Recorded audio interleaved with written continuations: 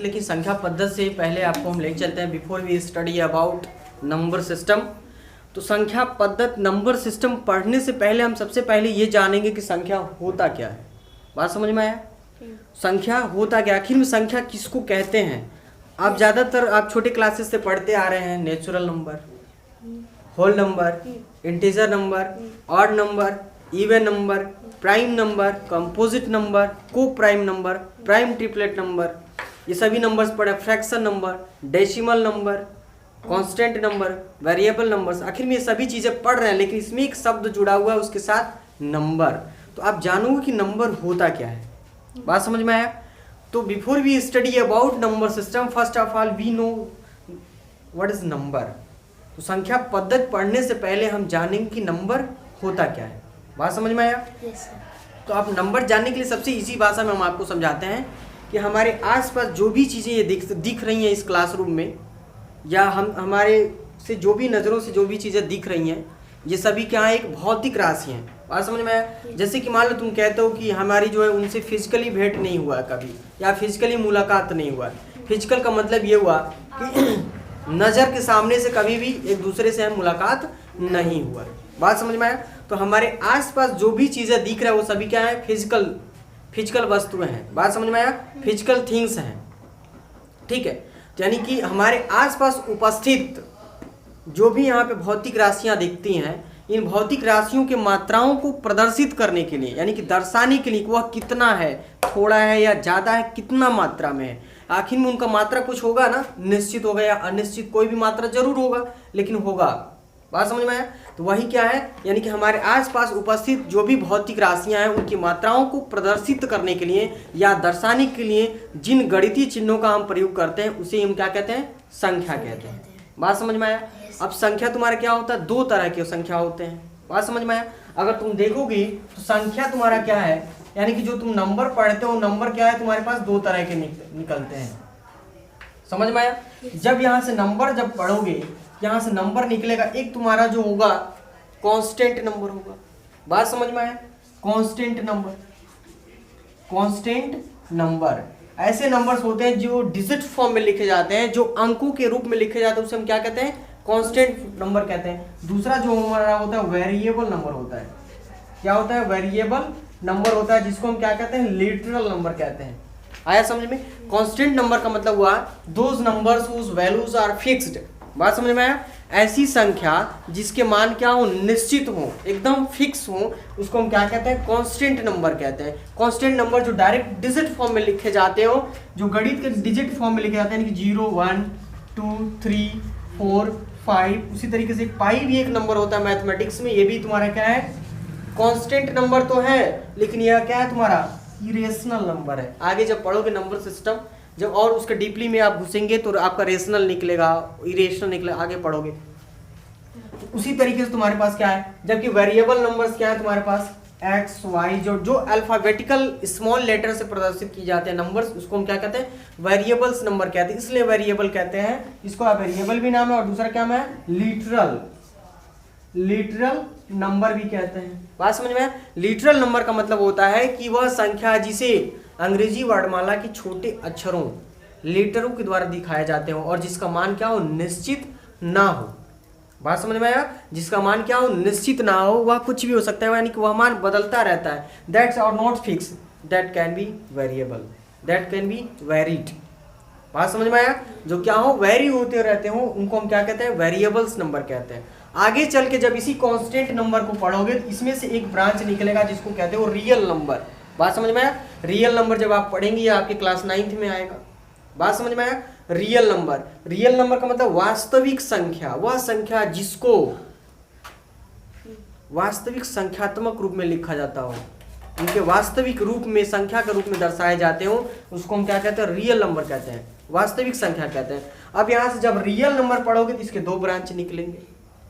जब real numbers पढ़ोगे तो इसके दो ब्रांच निकलेंगे, एक निकलेगा आपका रेशनल नंबर, दूसरा जो निकलेगा आपका इरेशनल नंबर निकलेगा।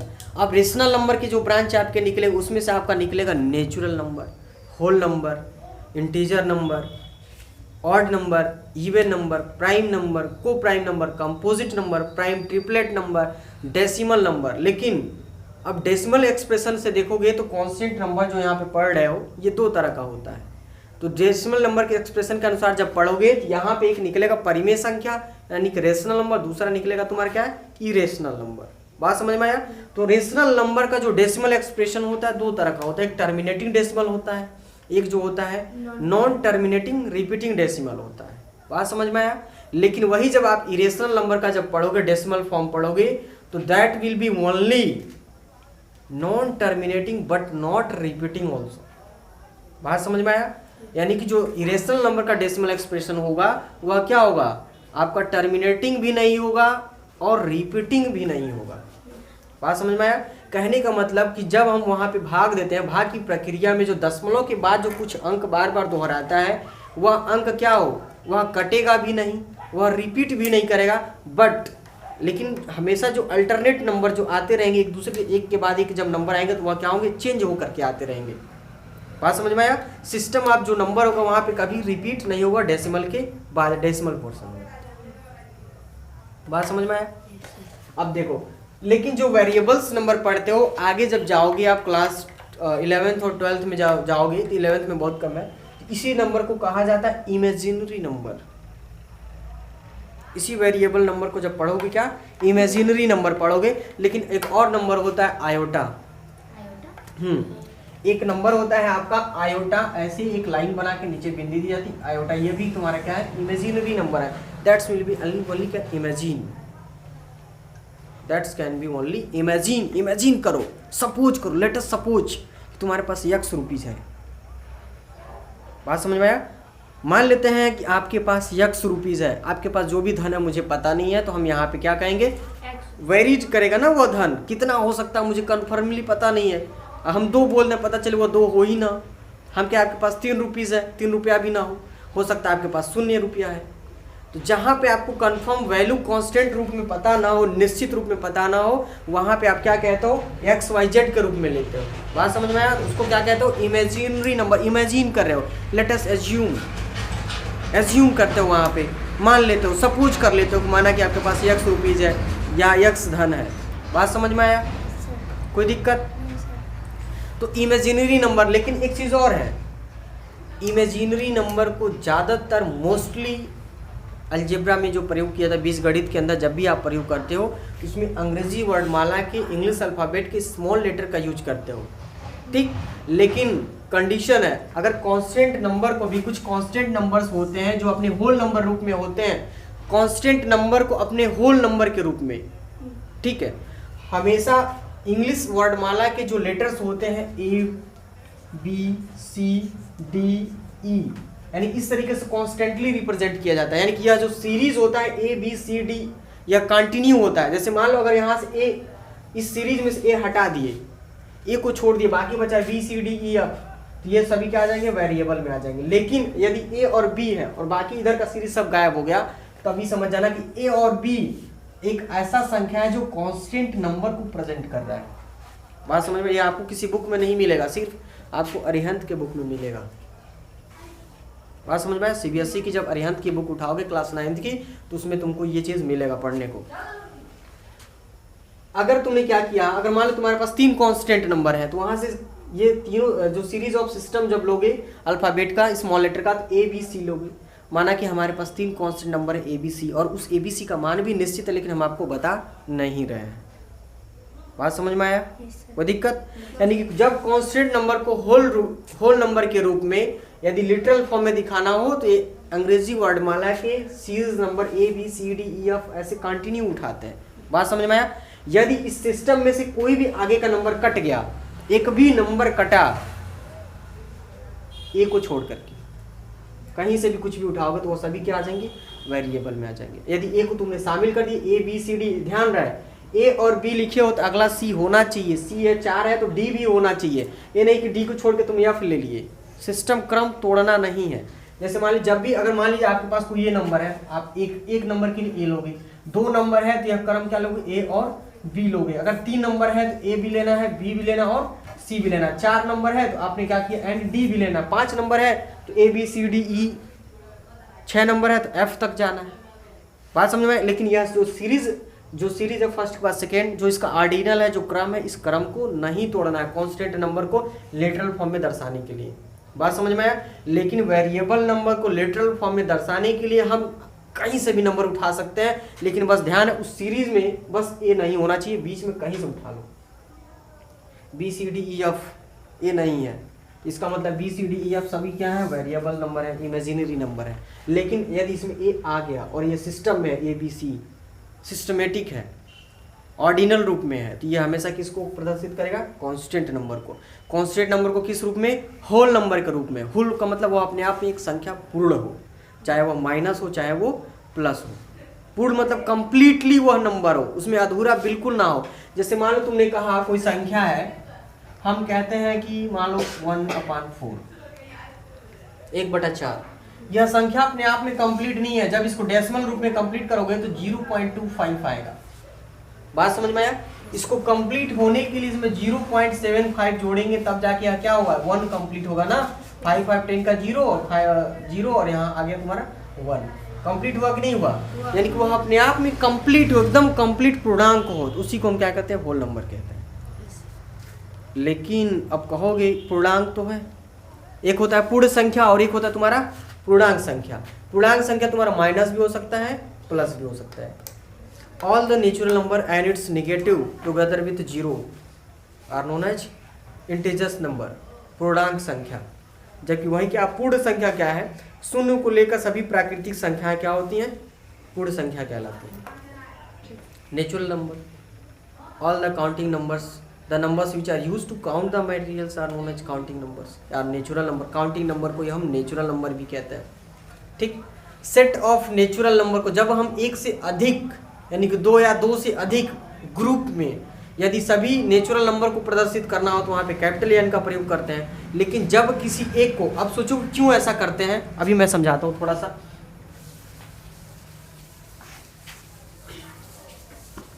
अब देखो ध्यान से, जैसे मान लो तुम कहते हो प्राकृतिक नेचुरल नंबर पढ़ते हो, नेचुरल नंबर पढ़ते हो ना, तो नेचुरल नंबर की शुरुआत कहाँ से, 1 2 3 4 5 6 जो भी हो डॉट डॉट इक्वल ले लो। ठीक, उसी तरीके से तुम्हारा आता है होल नंबर। होल नंबर की शुरुआत कहाँ से होती है, 0 से होती है। 0 1 2 3 4 5 जो भी हो इसी ले लो। ठीक, अब देखो प्राकृतिक नंबर यानी शून्य को मिलाकर सभी प्राकृतिक संख्याएं क्या बनाती हैं, होल नंबर बनाती हैं। बात समझ में आया। जबकि प्राकृतिक संख्या क्या कह रहे हैं, सभी उन संख्याओं को प्राकृतिक संख्या कहते हैं जिन संख्याओं से हम वस्तुओं की गिनती करते हैं, उनकी क्वांटिटी ऑफ मैटर को बताते हैं, वो कितने हैं, क्वांटिटी ऑफ मटेरियल को बताते हैं। बात समझ में आया। Yes sir. अब देखो, अब सोचोगे कि यह एक इसमें भी है और एक इसमें भी है, और इसमें से हम किसी एक को बताना चाहते हैं। लेकिन नेचुरल नंबर के ग्रुप को दिखाना हो यानी एक से अधिक संख्याओं को दर्शाना, तो वहाँ पे कैपिटल एन का प्रयोग करते हैं, और किसी एक को दिखाना हो तो स्मॉल एन का प्रयोग करते हैं। बात समझ में आया। मान लो मेरे पास कोई 2 संख्याएं ले लो, स्मॉल एन इक्वल टू 2 है 4 है, मतलब 2 और 4 ऐसे प्राकृतिक संख्या हैं जो प्राकृतिक संख्या के लिस्ट में से उठा के लिए गए हैं, इसको हम क्या करेंगे, कैपिटल एन प्रयोग करेंगे। ठीक, मान लो हमने कहा नहीं इसमें से हम सिर्फ 2 को दिखाना चाहते हैं, स्मॉल एन इक्वल टू क्या लिखोगे, 2, मतलब कि यह 2 जो है प्राकृतिक संख्या नेचुरल नंबर के लिस्ट में से उठा के लाया गया। ठीक, स्मॉल एन ये बताता है कि यह नेचुरल नंबर है, नहीं तो यह होल नंबर में भी तो है कि नहीं है। उसी तरीके से होल नंबर के ग्रुप को हम क्या करते हैं, कैपिटल W से प्रयोग करते हैं। यदि एक से अधिक होल नंबर दिए गए हो, मान लो वही 2 4 है, 2 और 4 और यहाँ पे W लगा हो, तो यहाँ पे वही पे कह रहे थे यहाँ पे 2 4 नेचुरल नंबर हैं, नेचुरल नंबर की ये लिस्ट में से आए हैं 2 और 4। जब एक से अधिक संख्याएं होंगी, एक निश्चित क्वांटिटी में होंगी, तो उसको कैपिटल एन से दिखाएंगे नेचुरल नंबर को, जबकि वही एक संख्या होगा तो वहाँ पे स्मॉल एन से दिखाएंगे। बात समझ में आया। वही तुम्हारे पास क्या है, W है, W होल नंबर की बात कर रहा है। जब होल नंबर एक से अधिक, अगर मान लो 2 हो या 2 से अधिक हो, एक निश्चित संख्या में एक सेट हो, सेट ऑफ नंबर्स हो, ग्रुप ऑफ नंबर्स हो, उनको सभी को बताना हो कि हमारे ये क्या है, होल नंबर से पूर्ण संख्या है, उसको क्या करोगे, कैपिटल W बना करके उसको ब्रैकेट में रख के ऐसे बना दो। ब्रैकेट क्या है, इनके ग्रुप को दिखा रहा है, यानी कि इसमें 2 ही साथ, मतलब यहाँ एक साथ 2 ही नंबर हैं, 3 हो सकते हैं, 4 हो सकते हैं, इनको बता दे कि यह W है। लेकिन उसी में कहते हो नहीं हमको 2 को बताना है कि यह एक होल नंबर है तो वहाँ पे स्मॉल w इक्वल टू 2 लिखोगे, या तुम्हारे छोटे क्लास का किसी बुक में नहीं है, तुम्हारा ग्रेजुएशन के बुक में मिलेगा। जब इंटर के बाद जाओगे नीचे क्लासेस में कहीं स्मॉल w नहीं दिखाया, कहीं स्मॉल n नहीं दिखाया, लेकिन उसका यूज जरूर दिखाया है, बताया नहीं है। It is only analysis what is small n and what is small w। समझ में आया कि नहीं आया? तो कल आपको यहाँ से हम स्टार्ट करते हैं, पहला क्लास आपका चालू होगा नंबर सिस्टम। तो नंबर सिस्टम पढ़ने से पहले जो भी आप नंबर के बारे में जो कुछ पढ़े हैं वो सारी चीज़ें आप पढ़ के आएंगे।